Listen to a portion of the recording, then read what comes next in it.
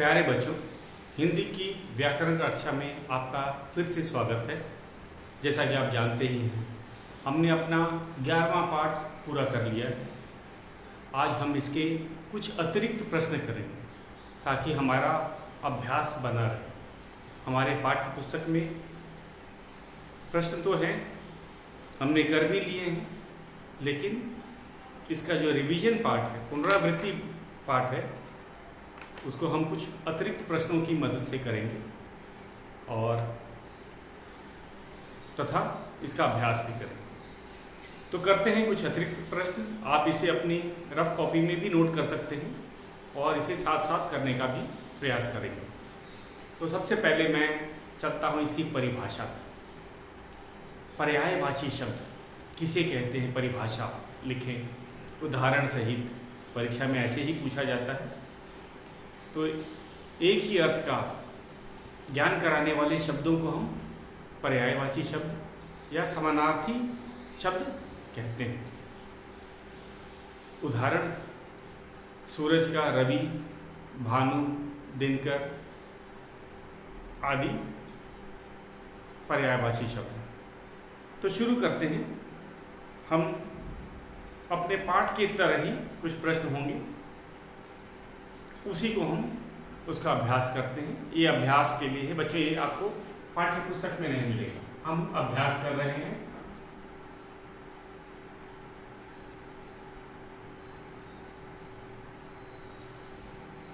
तो हमारा पहला प्रश्न भी अपने पाठ के प्रश्न की तरह ही है। चित्र देखकर आपको बताना है, इसके 3 पर्यायवाची लिखने हैं। तो सबसे पहला मैं चित्र बना रहा हूं।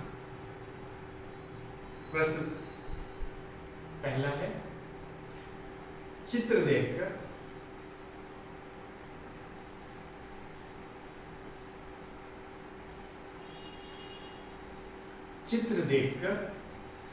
पर्यायवाची शब्द लिखो।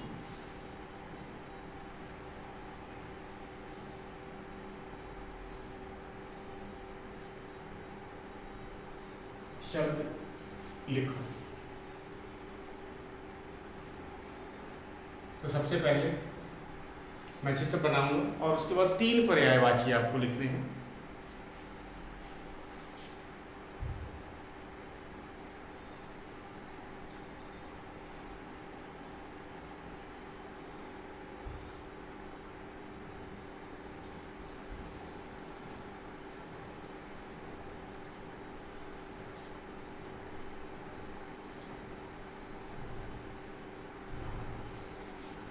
इसके 3 पर्यायवाची हमें लिखने हैं। उसी तरह हम एक और चित्र ये बनाते हैं। चित्र है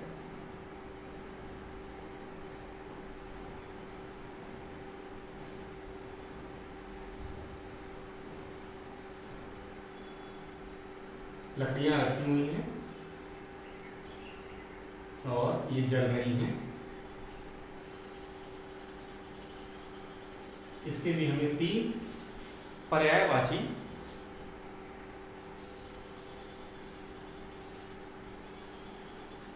शब्द लिखने हैं। उसके बाद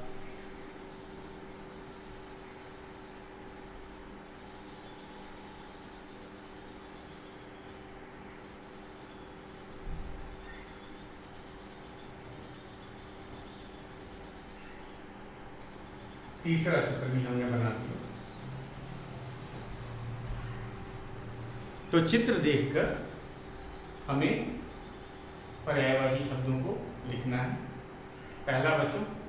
पहला चित्र देखते ही पता चलता है, यह तो कमल का फूल है। तो हम लोग सबसे पहला आसान शब्द लिखेंगे, कमल।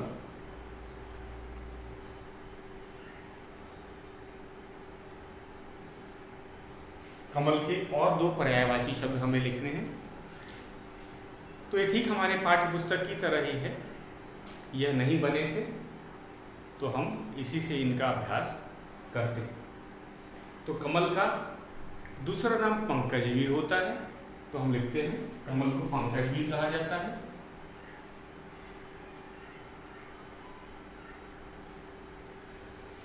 उसके बाद हम इसे जलज भी कहते हैं, जल में रहने वाला जलज। पंकज, पंख मतलब कीचड़ में उगने वाला या लगने वाला। हमने देखा लकड़ियां हैं, जल रही हैं, तो ये आग, आग, लकड़ियां जल रही हैं, आग। उसके बाद हम चलते हैं, आग को क्या कहा जाता है? आग को पावक भी कहा जाता है। आग को हम कहते हैं पावक।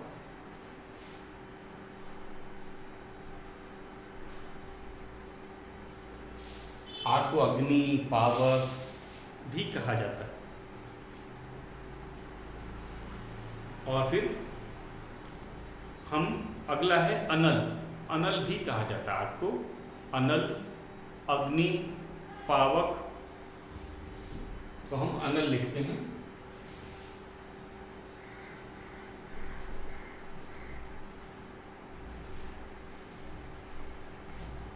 आग के पर्यायवाची शब्द हैं आग, पावक, अनल। दूसरा है सूरज। तो सबसे पहले आसान शब्द लिखते हैं सूरज।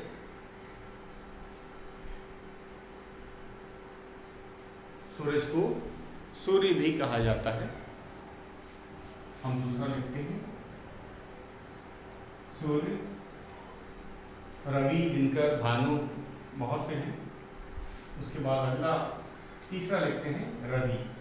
सूरज को रवि नाम से भी जाना जाता है। तो बच्चों ये थे चित्र देखकर। अगर परीक्षा में आपको चित्र दिए जाते हैं तो आपको 3 पर्यायवाची शब्द लिखने हों। तो हमने क्या देखा? चित्र देखा, कमल। और सबसे पहला सबसे सरल लिखने का प्रयास करो। अगर आपको देखा, सबसे पहले हम सबसे आसान वाला लिखेंगे। आसान है कमल, उसके बाद में पंकज, फिर जलज लिखेंगे। शुरुआत करेंगे सबसे आसान वाले शब्द से। उसी तरह आग, उसके बाद पावक, अनल। तो पहले मुश्किल शब्द नहीं लिखेंगे, अग्नि या पावक पहले नहीं लिखेंगे, पहले सबसे आसान वाला आग। ठीक उसी तरह सबसे पहले हम लोग लिखेंगे सूरज, उसके बाद सूर्य, रवि, दिनकर, भानु। केवल 3 लिखने थे तो हमने भी 3 ही किए। अब हम अपने दूसरे प्रश्न पे चलेंगे।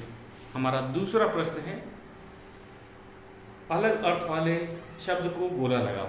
अगर हम पर्यायवाची शब्द जानते हैं तो हम कोई अलग शब्द आ गया है उसको पहचान सकते हैं कि ये उसका पर्यायवाची नहीं है और उस पर गोला लगाते हैं। तो चलते हैं अपने दूसरे प्रश्न पे।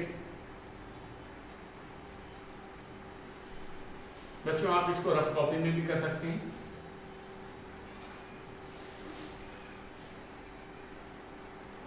यहाँ हमारा मुख्य उद्देश्य है कि हम जितना ज़्यादा से ज़्यादा अभ्यास कर सकें तो हमें फायदा रहेगा। दूसरा प्रश्न है, ठीक पाठ्य पुस्तक की तरह ही मैं बना रहा हूँ, कोई अलग से नहीं लिख रहा। अलग अर्थ वाले शब्द पर गोला लगाओ, यही हमारा प्रश्न था। अलग अर्थ वाले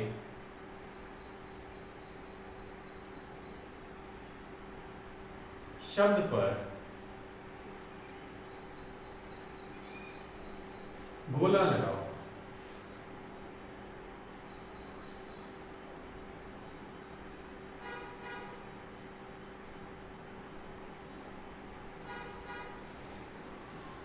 पहला है क, मित्र। क्या क्या दिया हुआ है, कौन कौन से शब्द दिए हैं? सखा, सहचर,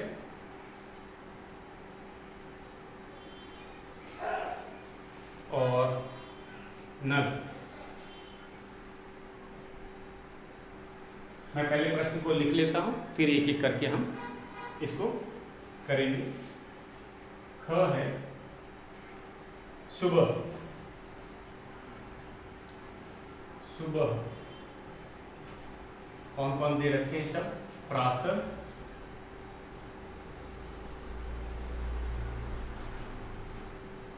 फिर है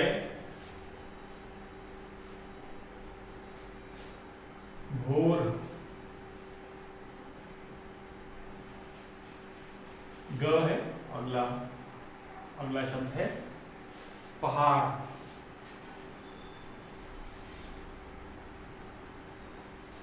क्या दिए हुए हैं, शैल, उसके बाद में है पर्वत और ईश। एक और शब्द बचा घ, इसको भी कर लेते हैं। पुत्री,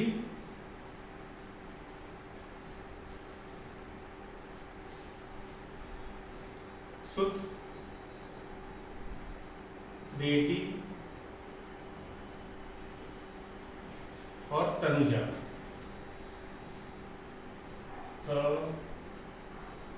तनुजा।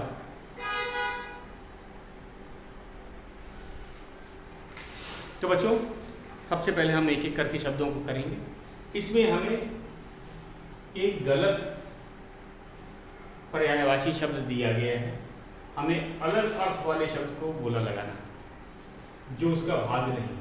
जैसे मित्र, मित्र का दोस्त, सखा, सहचर, नग। तो इसमें अलग कौन सा हो गया? नग। क्यों? क्योंकि नग का अर्थ होता है पर्वत या पहाड़, तो इसीलिए ये गलत है और हम इसको बोला लगाएंगे। इसका अर्थ अलग, शब्द सही लिखा है लेकिन यह मित्र, सखा या सहचर के समान इसका अर्थ नहीं है। नग का अर्थ होता है पर्वत या पहाड़। सुबह, दूसरा है प्रातः, है भोर। तो प्रातः का भी अर्थ होता है सुबह, भोर का भी अर्थ होता है सुबह, लेकिन है घोड़े को कहा जाता है, तो इसलिए है गलत शब्द है। इसको हम अलग लिखते हैं, इसका अलग अर्थ आ रहा है। उसी तरह पहाड़, पहाड़ को शैल, पर्वत, ईश, इसमें अलग शब्द कौन है? देखने से ही पता चलता है कि ये ईश है। ईश का अर्थ है ईश्वर या भगवान। शैल सही है, पहाड़ को शैल कहते हैं, पहाड़ को पर्वत भी कहते हैं। ईश हम ईश्वर को कहते हैं या फिर भगवान को कहते हैं। ये गलत है, अलग है, इसका अर्थ अलग है, हमने इस पर बोला लगा लिया। अब उसी तरह हमारा घ भाग है पुत्री, सुत, बेटी, तनुजा। तो इसमें हमने क्या देखा? गलत है सुत। पुत्री को सुता कहा जाता है, ना कि सुत। सुत तो बेटे को कहा जाता है, तो इसीलिए पहला सुत जो है वह अलग अर्थ दे रहा है, गलत है, तो हम इस पे गोला लगा। अगर सुता होता तब सही था, सुता का अर्थ बेटी होता है लेकिन सुत का अर्थ बेटा होता है। तो ये था हमारा दूसरा प्रश्न। तो बच्चों, हमने भी दूसरे प्रश्न में क्या किया, जब ध्यान देना, अलग अर्थ, अगर हमें पूरा पर्यायवाची याद है तो हम अलग अर्थ वाले शब्द को भी पहचान सकते हैं। वही हमने इस पाठ में किया। हमने जब देखा मित्र का अर्थ सखा और सहचर है, लेकिन नग तो पहाड़ को कहा जाता है, इसीलिए हमने इस पर गोला लगाया। इसका अलग अर्थ है, सुबह का अर्थ प्रातः और भोर होता है नहीं, है घोड़े का पर्यायवाची है, तो ये अलग है, हमने इस पर गोला लगाया। ठीक उसी तरह घ भाग में पहाड़, पहाड़ को शैल और पर्वत भी कहा जाता है, लेकिन ईश का अर्थ ईश्वर होता है या भगवान होता है, इस कारण से ये अलग शब्द है, हमने इस पर गोला लगाया है। घ है पुत्री, पुत्री को बेटी और तनुजा कहा जाता है, सुत नहीं कहा जाता, सुता कहा जाता है। सुत का अर्थ होता है बेटा, इसीलिए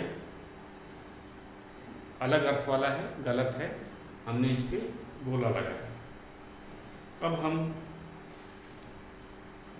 अपना तीसरे प्रश्न की तरफ करेंगे।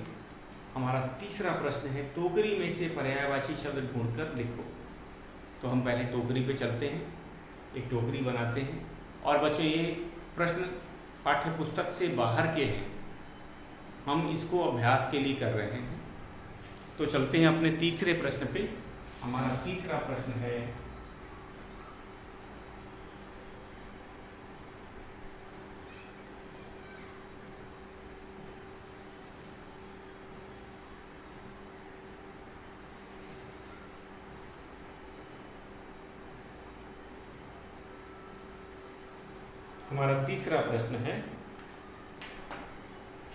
टोकरी में से पर्यायवाची शब्द ढूंढ कर लिखो। प्रश्न 3 है,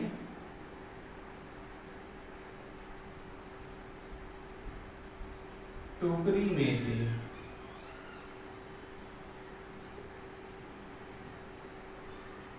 पर्यायवाची शब्द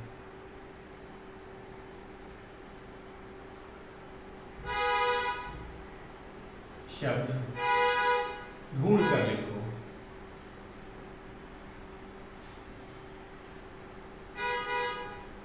ढूंढ कर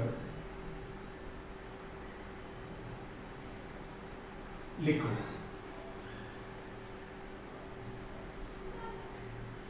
कौन कौन से शब्द दिए हैं टोकरी में?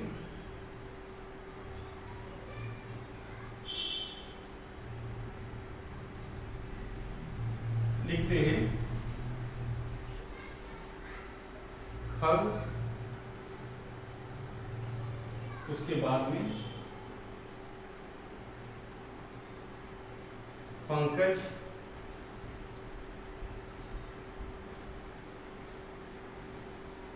फिर है विहग, उसके बाद में जलज, फिर लिखेंगे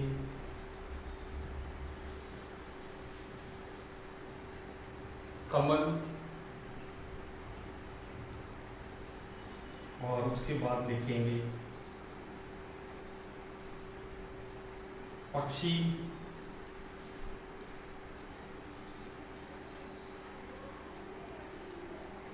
लिखेंगे, अगला है नर और धरा, फिर होगा मनुज,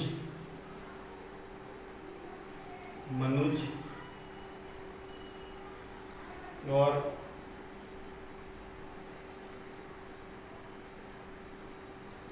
भूमि,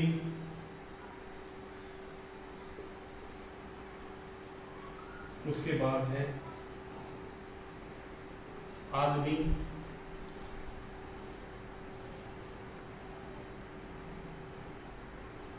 उसके बाद धरती,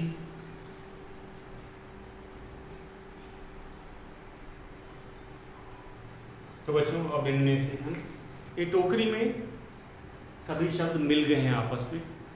अब हम इनको छांट करके सभी एक समान अर्थ वालों पर्यायवाची शब्दों को एक साथ लिखेंगे। तो ये कितने शब्द है कुल मिला के? 6, 7, 8, 9, 10, 11, 12 है। तो सबके 3-3 शब्द हैं, हम लिखेंगे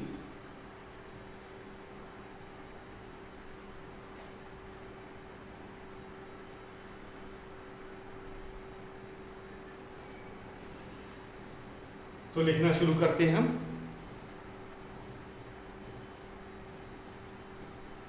तो पहला शब्द है, जैसे हम लेते हैं खग। खग का अर्थ होता है पक्षी। पक्षी भी दिया है तो पहले आसान शब्द लिखते हैं पक्षी। पक्षी सबसे आसान शब्द है। उसके बाद देखते हैं पक्षी से मिलने वाला कौन कौन है। खग, खग का भी अर्थ होता है पक्षी।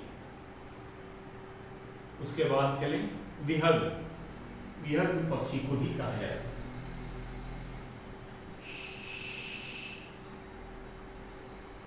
दूसरा है आसान शब्द है कमल।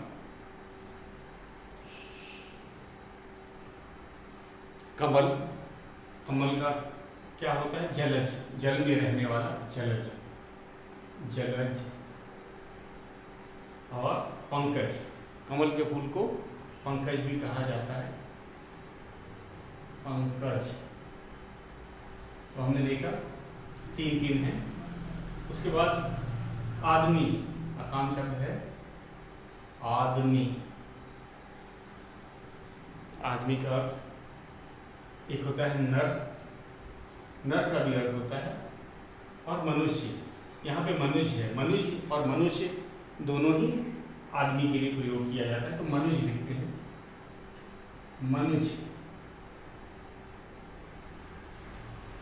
अब क्या बचा? धरती, आसान शब्द है धरती। धरती के बाद भूमि, भूमि, धरती को भूमि भी कहा जाता है। और धरा, धरती, धरा,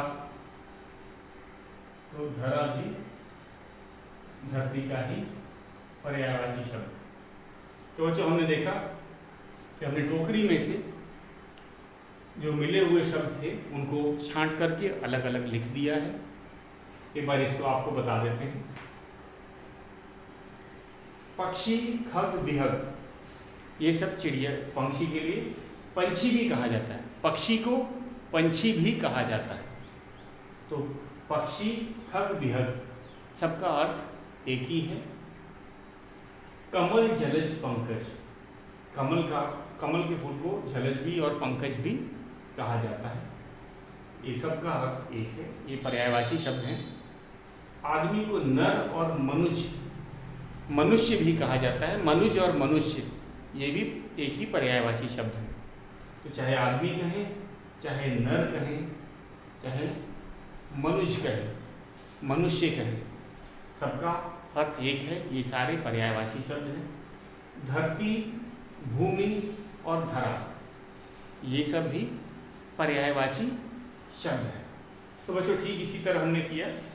अब हम अपने चौथे प्रश्न पे चलते हैं। हमारा चौथा प्रश्न ये अभ्यास के लिए है, बॉक्स में पर्यायवाची शब्द भरो। तो इसके अंदर आपको पर्यायवाची शब्द बॉक्स में लिखना है। एक शब्द दिया होगा और आपको उसके 2 अन्य पर्यायवाची शब्द लिखते हैं। तो पहले एक बार फिर से पर्यायवाची शब्द की परिभाषा। एक समान अर्थ बताने वाले शब्दों को पर्यायवाची शब्द कहते हैं। शब्द अलग अलग होते हैं लेकिन उनका अर्थ एक समान होता है। ध्यान देने वाली बात इसमें है कि अर्थ एक है लेकिन शब्द अलग अलग है। इसमें भी हमने देखा शब्द अलग है लेकिन उनका अर्थ एक है। पक्षी, खग, विहग 3 अलग अलग शब्द हैं लेकिन अर्थ उनका एक है। कमल, जलज, पंकज शब्द 3 हैं लेकिन अर्थ एक है। तो हम बॉक्स में अपना चौथा वाला प्रश्न जो हमें दिया है उसी की तरह कुछ अभ्यास करते हैं। तो चलते हैं अपने चौथे प्रश्न पे। बॉक्स में पर्यायवाची शब्द भरो।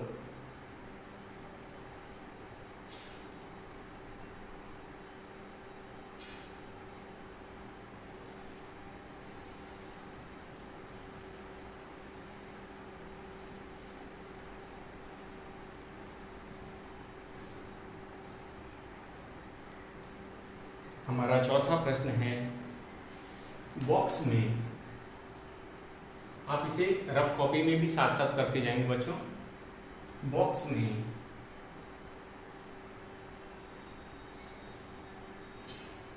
में पर्यायवाची शब्द भरें।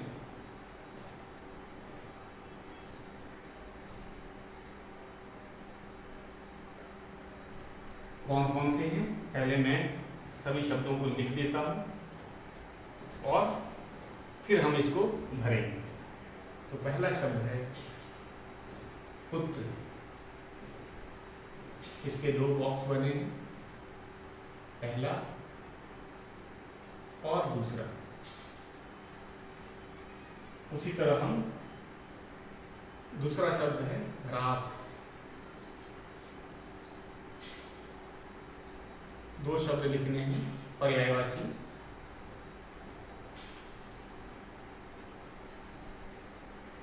तीसरा है पानी। पानी के भी दो पर्यायवाची हमें लिखने हैं बॉक्स में।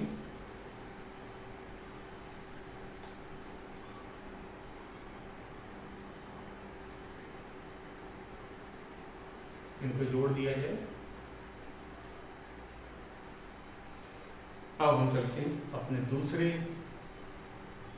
है राजा। राजा, दो पर्यायवाची शब्द लिखने हैं राजा के, हमें बॉक्स बना देते हैं। उसके बाद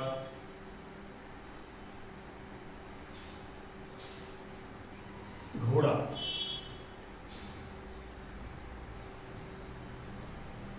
घोड़ा के दो पर्यायवाची शब्द लिखेंगे हम।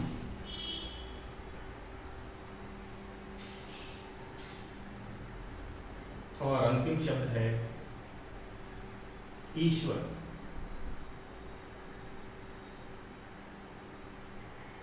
ईश्वर के दो पर्यायवाची शब्द लिखेंगे, बॉक्स बना देते हैं।